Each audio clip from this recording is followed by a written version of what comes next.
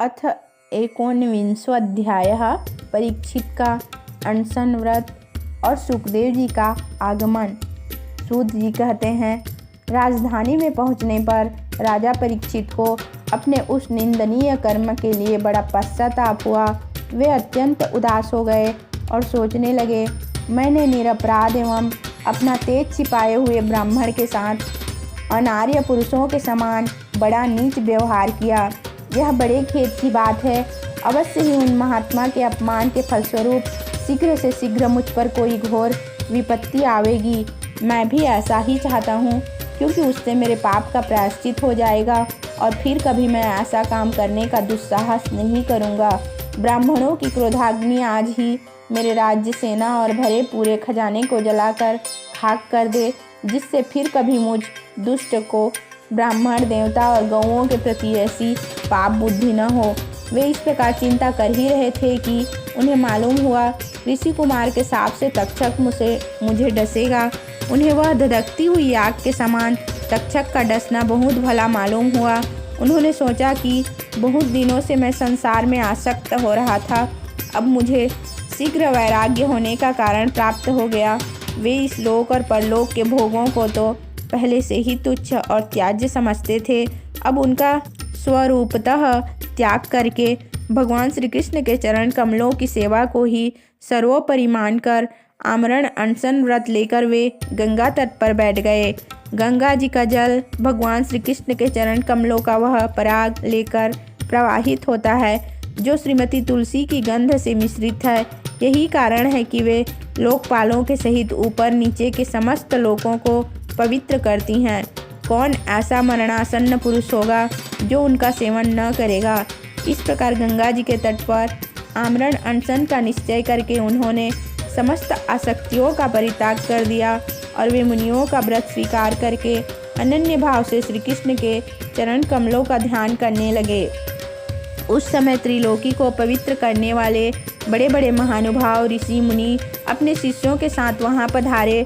संत जन प्रायः तीर्थ यात्रा के बहाने स्वयं उन तीर्थ स्थानों को ही पवित्र करते हैं। उस समय वहां पर अत्रि, वशिष्ठ, च्यवन, शरद्वान, अरिष्टनेमि, भृगु, अंगिरा, पराशर, विश्वामित्र, परशुराम, उतथ्य, इंद्रप्रमथ, हिद्मवाह, मेघातिथि, देवल, अशिष्टसेन, भारद्वाज, गौतम, पिप्लाद, मैत्रेय और वह कवच, अगस्त्य, भगवान व्यास, नारद तथा इनके अतिरिक्त और भी कई श्रेष्ठ देवर्षि, ब्रह्मर्षि तथा अरुण आदि राज ऋषियों का शुभागमन हुआ। इस प्रकार विभिन्न गोत्रों के मुख्य मुख्य ऋषियों को एकत्र देखकर राजा ने सबका यथायोग्य सत्कार किया और उनके चरणों पर सिर रखकर वंदना की। जब सब लोग आराम से अपने अपने आसनों पर बैठ गए, तब महाराज परीक्षित ने उन्हें फिर से प्रणाम किया और उनके सामने खड़े होकर शुद्ध हृदय से अंजलि बांधकर वे जो कुछ करना चाहते थे उसे सुनाने लगे।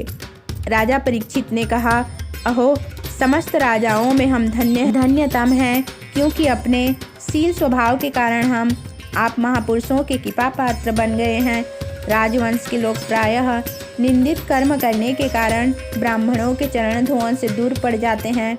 यह कितनी खेद की बात है। मैं भी राजा ही हूँ। निरंतर देह गेह में आसक्त रहने के कारण मैं भी पाप रूप ही हो गया हूँ। इसी से स्वयं भगवान ही ब्राह्मण के शाप के रूप में मुझ पर कृपा करने के लिए पधारे हैं। यह श्राप वैराग्य उत्पन्न करने वाला है, क्योंकि इस प्रकार के श्राप से संसार आसक्त पुरुष भयभीत होकर विरक्त हो जाया करते हैं। ब्राह्मणों, अब मैंने अपने चित्त को भगवान के चरणों में समर्पित कर दिया है। आप लोग और माँ गंगा जी शरणागत जानकर मुझ पर अनुग्रह करें। ब्राह्मण कुमार के श्राप से प्रेरित कोई दूसरा कपट से तक्षक का रूप धरकर मुझे डस ले अथवा स्वयं तक्षक आकर डस ले, इसकी मुझे तनिक भी परवाह नहीं है। आप लोग कृपा करके भगवान की रसमयी लीलाओं का गायन करें। मैं आप ब्राह्मणों के चरणों में प्रणाम करके पुनः यही प्रार्थना करता हूँ कि मुझे कर्मवश चाहे जिस योनि में जन्म लेना पड़े, भगवान श्री कृष्ण के चरणों में मेरा अनुराग हो। उनके चरणाश्रित महात्माओं से विशेष प्रीति हो और जगत के समस्त प्राणियों के प्रति मेरी एक सी मैत्री रहे, ऐसा आप आशीर्वाद दीजिए। महाराज परीक्षित परम धीर थे। वह ऐसा दृढ़ निश्चय करके गंगा जी के दक्षिण तट पर पूर्वाग्र कुशों के आसन पर उत्तर मुख होकर बैठ गए। राजकाज का भार तो उन्होंने पहले ही अपने पुत्र जन्मेजय को सौंप दिया था। पृथ्वी के एक छत्र सम्राट परीक्षित जब इस प्रकार आमरण अनशन का निश्चय करके बैठ गए, तब आकाश में स्थित देवता लोग बड़े आनंद से उनकी प्रशंसा करते हुए वहां पृथ्वी पर पुष्पों की वर्षा करने लगे तथा उनके नगारे बार बार बजने लगे। सभी उपस्थित महर्षियों ने परीक्षित के निश्चय की प्रशंसा की और साधु साधु कहकर उनका अनुमोदन किया। ऋषि लोग तो स्वभाव से ही लोगों पर अनुग्रह की वर्षा करते रहते हैं। यही नहीं, उनकी सारी शक्ति लोग पर कृपा करने के लिए ही होती है। उन लोगों ने भगवान श्री कृष्ण के गुणों से प्रभावित परीक्षित के प्रति उनके अनुरूप वचन कहे। राजर्षि शिरोमणि, भगवान श्री कृष्ण के सेवक और अनुयायी आप पांडुवंशियों के लिए यह कोई आश्चर्य की बात नहीं है, क्योंकि आप लोगों ने भगवान की सन्निधि प्राप्त करने की आकांक्षा से उस राज सिंहासन का एक क्षण में ही परित्याग कर दिया, जिसकी सेवा बड़े बड़े राजा अपने मुकुटों से करते हैं। हम सब तब तक यहीं रहेंगे जब तक ये भगवान के परम भक्त परीक्षित अपने नश्वर शरीर को छोड़कर माया दोष एवं शोक से रहित भगवत धाम में नहीं चले जाते। ऋषियों के वचन बड़े ही मधुर, गंभीर, सत्य और समता से युक्त थे। उन्हें सुनकर राजा परीक्षित ने उन योग युक्त मुनियों का अभिनंदन किया और भगवान के मनोहर चरित्र सुनने की इच्छा से ऋषियों से प्रार्थना की। महात्माओं, आप सभी सब ओर से यहाँ पधारे हैं। आप सत्यलोक में रहने वाले मूर्तिमान वेदों के समान हैं। आप लोगों का दूसरों पर अनुग्रह करने के अतिरिक्त जो आपका सहज स्वभाव ही है, इस लोक या परलोक में और कोई स्वार्थ नहीं है। विप्रवरों, आप लोगों पर पूर्ण विश्वास करके मैं अपने कर्तव्य के संबंध में यह पूछने योग्य प्रश्न करता हूँ। आप सभी विद्वान परस्पर विचार करके बतलाइए कि सबके लिए सब अवस्था में और विशेष करके थोड़े ही समय में मरने वाले पुरुषों के लिए अंतःकरण और शरीर से करने योग्य विशुद्ध कर्म कौन सा है। उसी समय पृथ्वी पर स्वेच्छा से विचरण करते हुए किसी की कोई अपेक्षा न रखने वाले व्यास नंदन भगवान श्री सुखदेव जी महाराज वहाँ प्रकट हो गए। वे वर्ण अथवा आश्रम के बाह्य चिन्हों से रहित एवं आत्म अनुभूति में संतुष्ट थे। बच्चों और स्त्रियों ने उन्हें घेर रखा था। उनका वेश अवधूत का था। 16 वर्ष की अवस्था थी। चरण, हाथ, जंघा, भुजाएं, कंधे, कपोल और अन्य सब अंग अत्यंत सुकुमार थे। नेत्र बड़े बड़े और मनोहर थे। नासिका कुछ ऊंची थी, कान बराबर थे, सुंदर भौहें थी। इनसे मुख बड़ा ही शोभायमान हो रहा था। गला तो मानो सुंदर शंख ही था। हंसली ढकी हुई छाती चौड़ी और उभरी हुई नाभि भंवर के समान गहरी तथा उदर बड़ा ही सुंदर त्रिवली से युक्त था। लंबी लंबी भुजाएं थी। मुख पर घुंघराले बाल बिखरे हुए थे। इस दिगंबर वेश में वे श्रेष्ठ देवता के समान तेजस्वी जान पड़ते थे। श्याम रंग था। चित्त को चुराने वाली भरी जवानी थी। वे शरीर की छटा और मधुर मुस्कान से स्त्रियों को सदा ही मनोहर जान पड़ते थे।